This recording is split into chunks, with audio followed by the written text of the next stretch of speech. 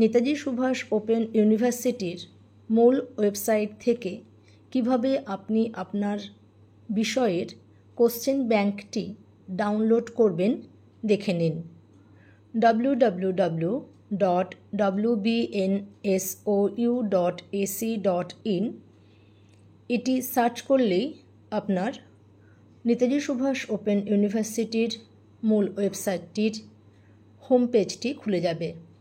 তারপর যে পেজটি আসবে সেটিকে ক্লোজ করলে আপনি স্ক্রল করে নিচে চলে যাবেন।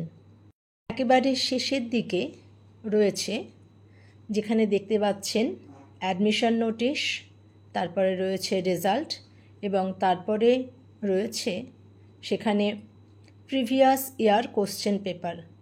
সেখানে গিয়ে সিলেক্ট করলে যে পেজটি খুলবে সেখান থেকে পিজি, আপনি যদি পিজি স্টুডেন্ট হন পিজির অপশানটিকে সিলেক্ট করবেন। এরপরেই দেখতে পাবেন ওপরের দিকেই রয়েছে কোশ্চেন ব্যাংকের লিঙ্ক। প্রথমে 4/10/2020 যে কোশ্চেন ব্যাংকের লিঙ্কটি রয়েছে সেখানে 30টি প্রশ্ন রয়েছে এবং এর পরবর্তীতে 21 সালে যে কোশ্চেন ব্যাংকের যে লিঙ্কটি দেওয়া আছে 11/1/2021 যে লিঙ্কটি দেওয়া আছে সেখানে রয়েছে আরও 30টি। সেখানে মোট 60টি প্রশ্ন কিন্তু দেওয়া রয়েছে। 20 সালের 30টি এবং পরবর্তী 30টি, মোট 60টি প্রশ্ন দেওয়া আছে। এরপর সেখানে ক্লিক করার পর আপনার কাছে যে পেজটি খুলবে সেখানে বিভিন্ন বিষয়ের দেখতে পাবেন নাম। এই বিষয়গুলির মধ্যে থেকে আপনার নির্দিষ্ট বিষয়টিকে আপনি সিলেক্ট করবেন। আমি এখানে পিজিবিজি, বেঙ্গলি পিজিবিজি এটিকে সিলেক্ট করেছি এবং তারপরেই কিন্তু এক একটা সাবজেক্টের কোড, পেপার এবং সাবজেক্টের নাম এসেছে। এরপর আপনি এই সাবজেক্টগুলির মধ্যে থেকে নিজের সাবজেক্টটিকে সিলেক্ট করবেন।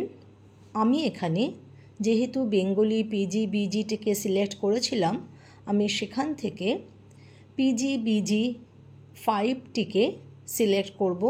দেখুন পাশে সবগুলো পেপারের পাশেই কিন্তু ডাউনলোড অপশান রয়েছে। এই ডাউনলোড অপশানে গিয়ে সিলেক্ট করতে হবে। আমি পিজিবিজি 5-এর প্রবন্ধ সাহিত্য ও শৈলী বিজ্ঞান এই বিষয়টিকে সিলেক্ট করব, অর্থাৎ এই বিষয়ের কোশ্চেন ব্যাংকটি আমি ডাউনলোড করব। দেখুন ডাউনলোড হয়ে গেছে কোশ্চেন ব্যাংকটি। এইভাবে আপনি আপনার নির্দিষ্ট বিষয়ের কোশ্চেন ব্যাংক ডাউনলোড করে নিয়ে সেটিকে সলভ করে দেখবেন যে এর থেকেই কিন্তু অ্যাসাইনমেন্টের অধিকাংশ প্রশ্ন আসছে। হয়তো 2-1টি প্রশ্ন এদিক ওদিক হতে পারে, কিন্তু অধিকাংশ প্রশ্নই কিন্তু এই 60টি প্রশ্নের থেকেই আসছে।